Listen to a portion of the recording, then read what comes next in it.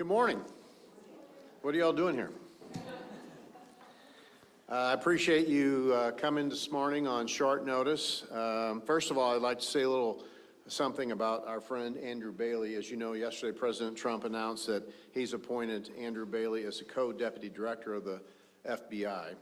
I'd like to say congratulations to Andrew and his family. Andrew is a great guy and been a great friend to me and many Missourians.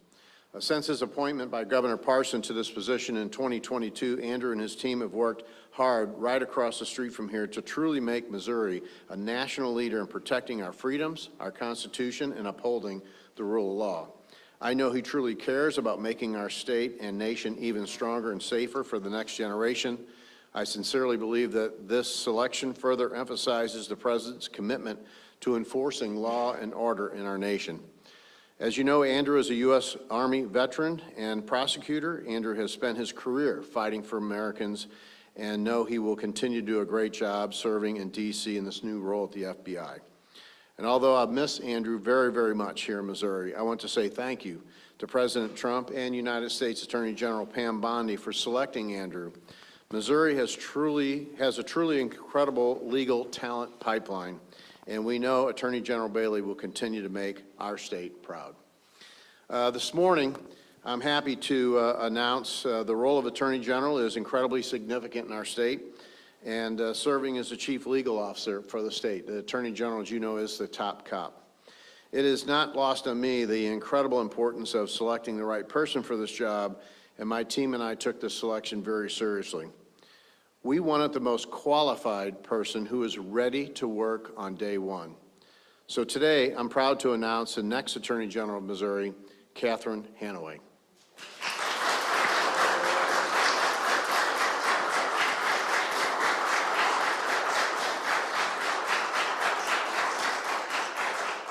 A former U.S. attorney and someone who is very familiar with this building that we stand in today, Kehoe is talented, trusted prosecutor who has a passion for enforcing the rule of law.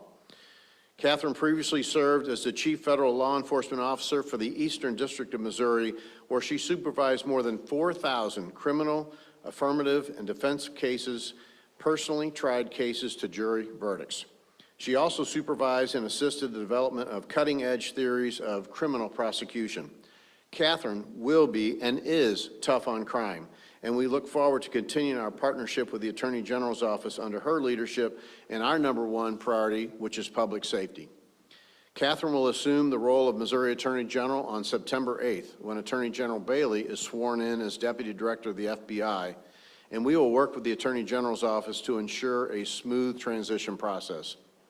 In addition to being the first major statewide office appointee of our administration, Kehoe will be the first woman to hold the position in state history, something she is very familiar with as the only woman who has been the Speaker of the House of Missouri history.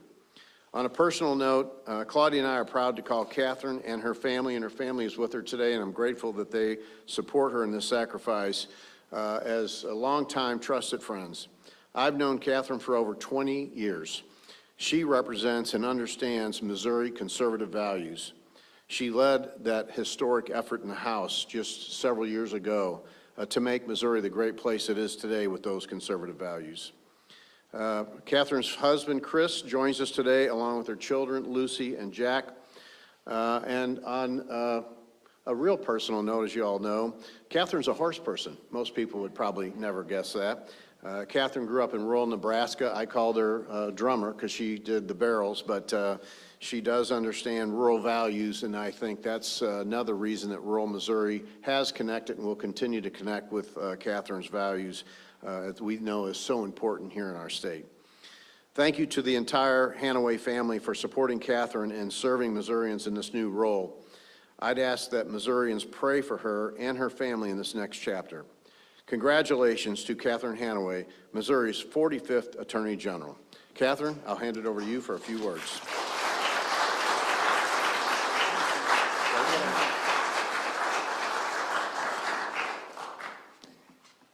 Governor, thank you so much. It is a big day, and I am maybe a little choked up already. There are a lot of thank yous I need to say, but the first and most important one is to you for making this appointment and to you and Claudia for serving our state so incredibly well. I also want to thank some friends and mentors who I know were involved in this selection process: Adam Gershom, Lowell Pearson, Andy Blunt, Bill Corrigan, and Ray Wagner, all of whom have had a lot of good influences on the Attorney General's office.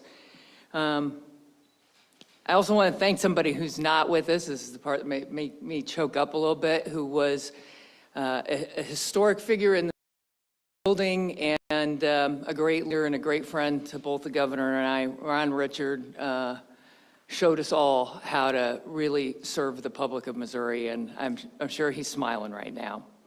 I'm grateful to all of my partners at Husch Blackwell. This is a sacrifice. It's a big change. I had just completed about a year ago serving as chair of that firm, which is more than 1,200 lawyers in 25 cities.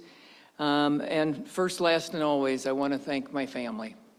My husband, Chris, my rock, who makes it all possible. Our daughter, Lucy, who I can remember was exactly this big when I started serving in the legislature and came down with me. Our son, John, who joined us from Belarus while I was speaker.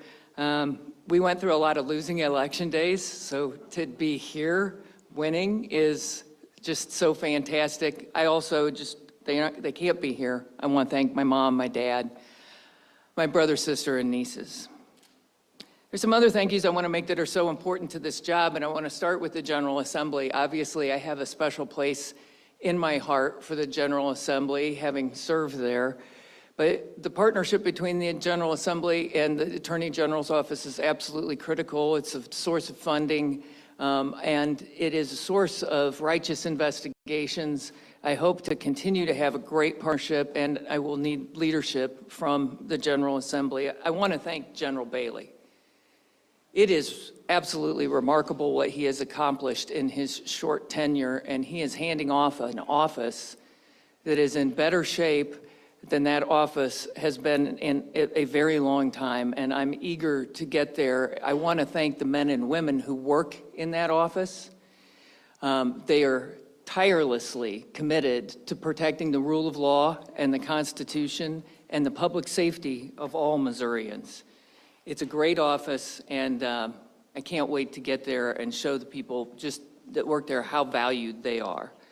I also, maybe in the category of a little bit longer term, I want to thank the judges here in Missouri for carrying out justice. I think I'm, going to be spending a lot of time with them, so I want to make sure that they know I'm very grateful for what they do.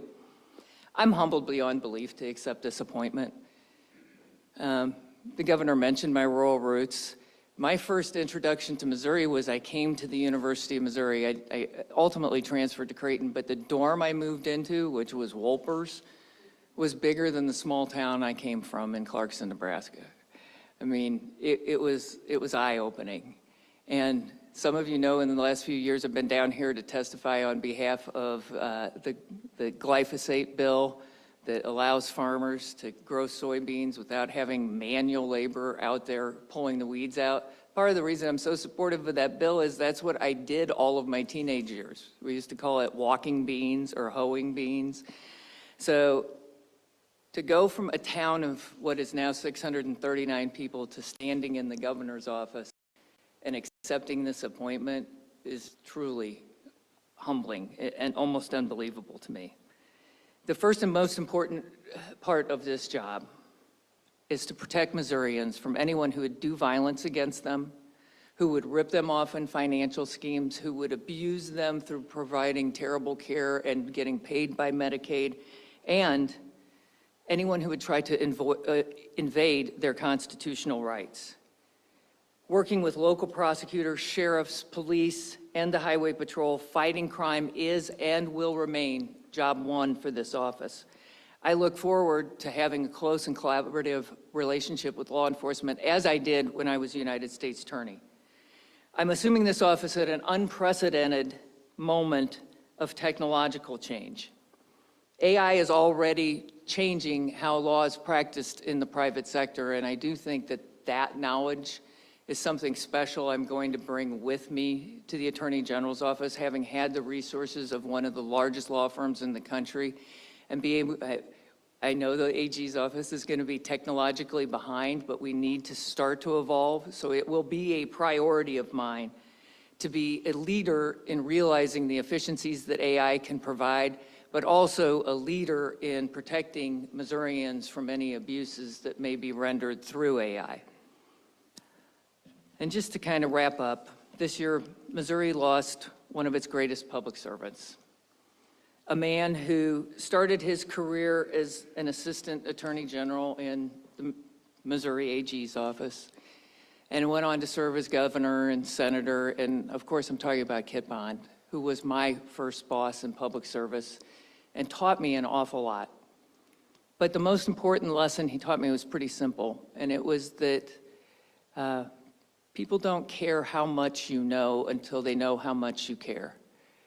Now, lawyers really like to show off how much they know. But I am committed to living by that rule that Kit put out, and as I make decisions as AG, realizing that they aren't just going to be words we write in some brief, but that these decisions will have an impact on the real lives of Missourians. So, Governor, I promise to you that as AG, I will work as hard as I can. I will be innovative, I will adapt to changing times, but more than anything else, I'll show Missourians just how much I care. Thank you. Great.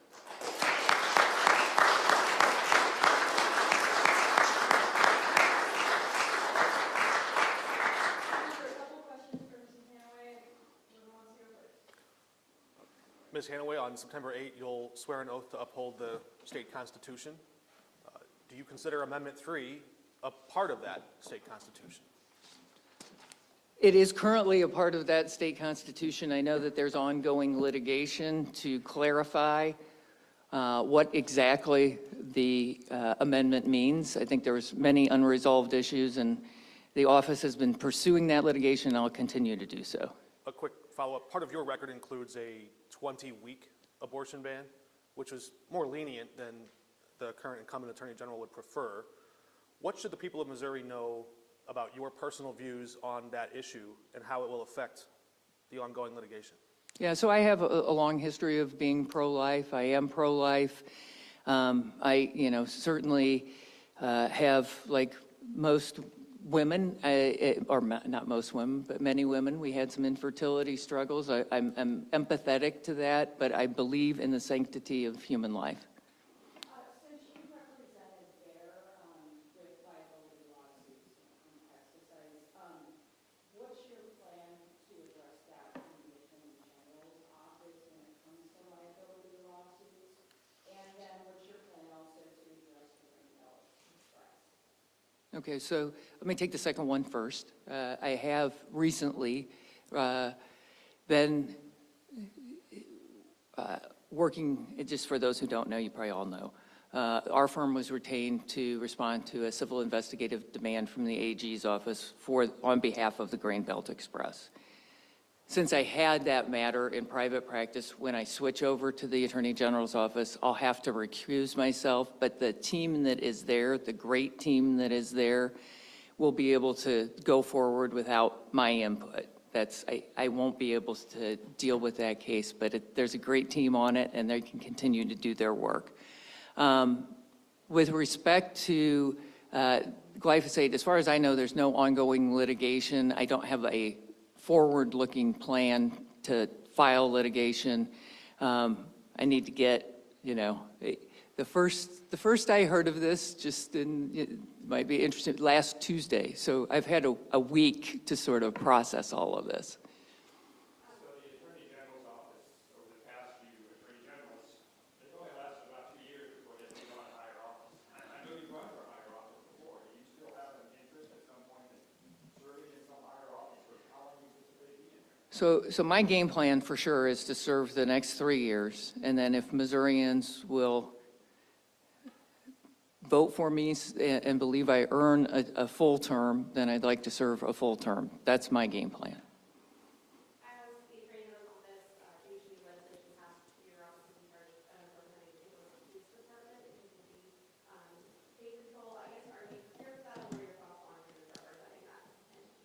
I will represent the police officers of the city of St. Louis with great pride. It was such an honor to get to work with them when I was U.S. Attorney. They would bring cases directly to our office. We did about 800, that might be a high number, but hundreds of felon in possession of firearms cases that St. Louis Police brought directly to us. So I've worked with them closely for a long time, and I'll be proud to represent them.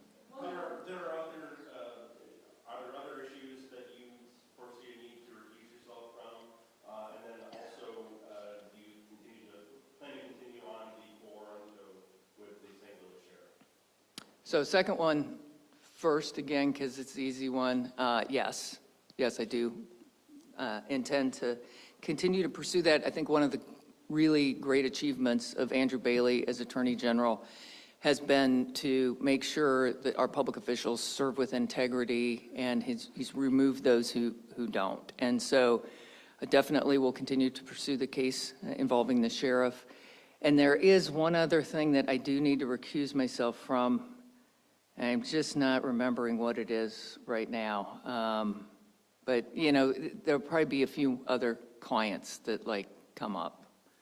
Will we see a style difference in the way you operate the office and blast out issues of the day? I don't know that you'll see an issues difference. And I'm not intimately familiar with how some of my predecessors managed. My style is to manage by walking around and really spending a lot of time with the people in that office. There are a lot of really good, talented people. I want to communicate to them that the work they do is valuable, that they are valued, and I know that they have some ideas about how to do it more effectively, and I'd really like to hear them. You mentioned AI efficiencies.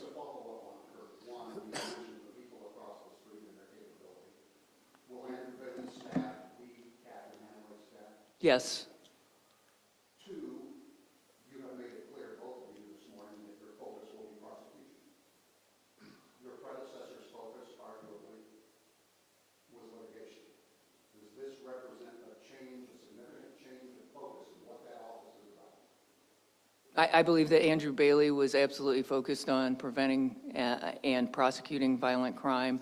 I think the office has been focused on that, and it's going to continue to be focused on it. It is the #1 problem facing our state. We can't have economic development. We can't have next generations who want to stay here and make their lives here if they don't feel safe. So that's where we're going to be focused. Thank you. Now take some questions to the governor. Governor, the announcement for Andrew Bailey was just yesterday. How much runway could you have had to prepare for a big decision like this? As Catherine said, there was just a few days' notice that we had in the last week or so, I would say, that we had an indication this could be happening. And so kind of back to my business skills, when you know there's something brewing out there, you want to try to be as ready as you can. We saw that with Governor Parson, where he had multiple different appointments in his governorship. So you always want to be ready for something like this. Speaking of Governor Parson, a reason he said Dick Bailey was because he wanted to stick around, obviously that's not happening. Do you have the same hopes for Attorney General? Absolutely. It was probably the first question I asked Catherine, is that this is a big challenge, and it's a great challenge really for her family and leaving a private practice that she was very, very good at. I worked with her on several different business issues up in the St. Louis area in this position in my earlier one. So I knew it was a sacrifice for her, but she felt the calling like a lot of us do. And I always tell people I had a better job for this one, and I think she might say that too. But we're both from a position that nobody thought we'd be here, and this is my way to give back, and I know Catherine feels very passionate about that as well.